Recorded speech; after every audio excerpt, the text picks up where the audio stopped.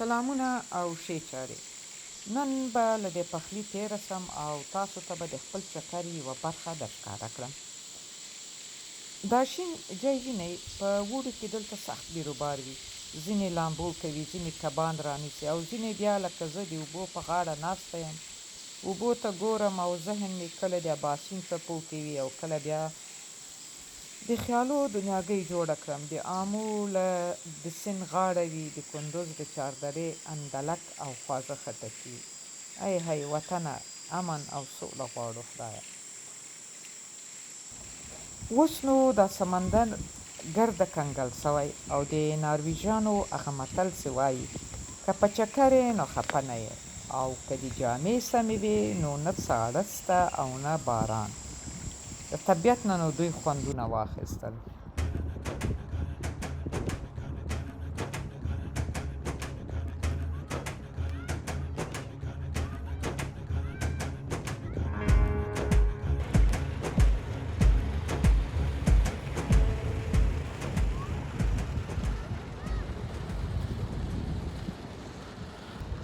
هم له واورې خوند اخلي، هم له ګرمي کې خوند اخلي، هم له مني، هم له پسرلي.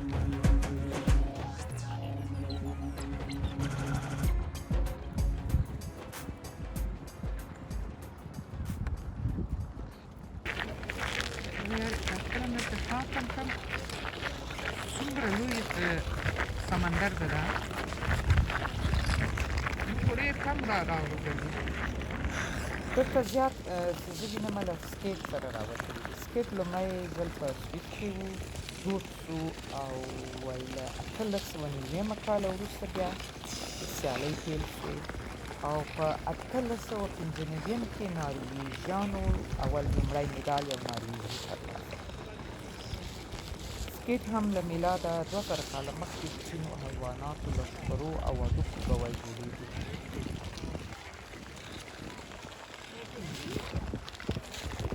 ډېر ښکلی ښایسته لمر ده.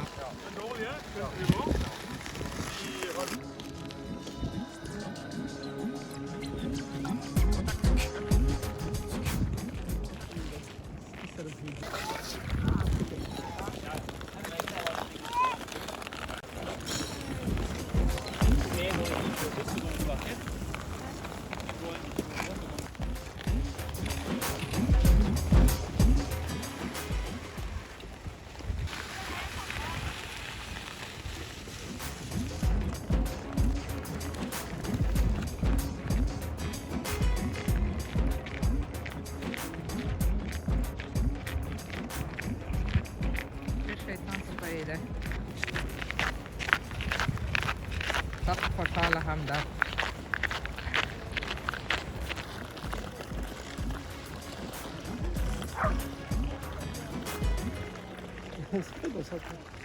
Oh mein Gott, څومره غټ ده.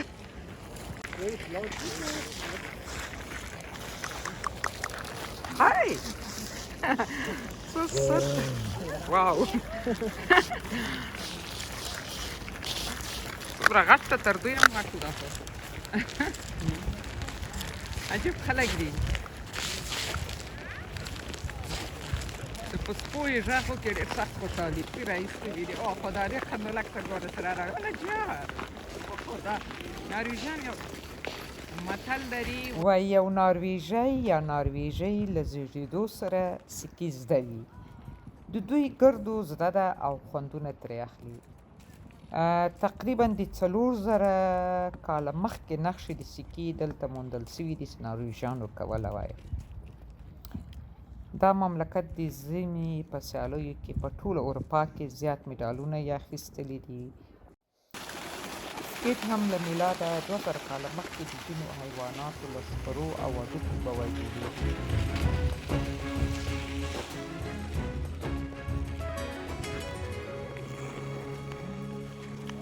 دوی په دې ژمي په لوبو کې ډېر تکړه دي.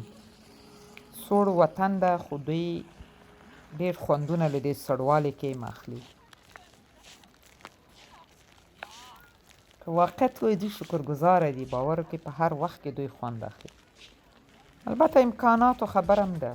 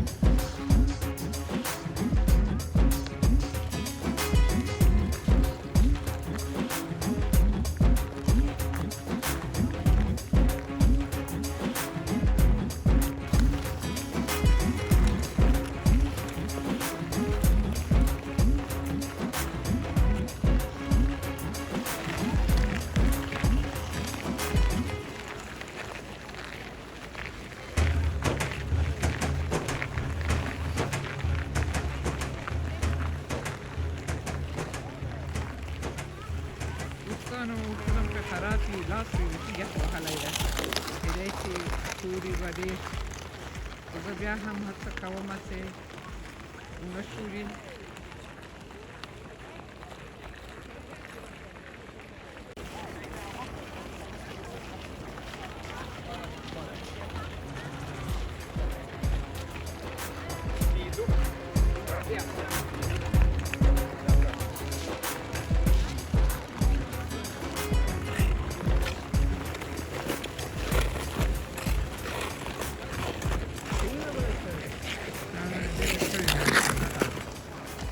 تقریبا 4 ساعته کېږي چې موږ دلته یو او نه ستړي کېږو ولا دومره خوند لري دا خلک د طبیعت په خوند پوهېږي موږ تاسې هم باید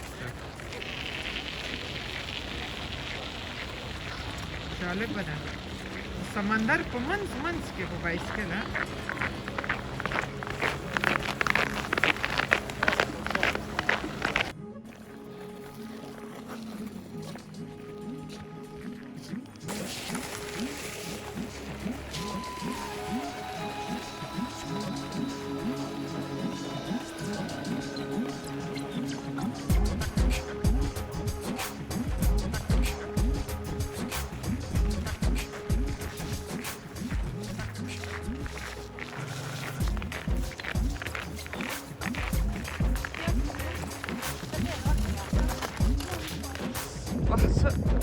ښکلی لمر ځلیږي خوند کوي ولا او دا ځمکه ټوله دا اوبه ټوله یخ وهلې دي په ابتدا کې لږ څه ډارېدلمه همالداسې نه چیرې ونه غورځېږم او مای ګاډ څه حال ده لیدونکو خدای دې کړي چې له دې ویډیو نه مو خوند اخیستی کم خوند اخیستی کومنټونه راته ولیکئ دلته ډېر زیات ښکلی طبیعت ده کله ناکله به یوه نیمه د طبیعت ویډیو هم تاسو ته وړاندې کوم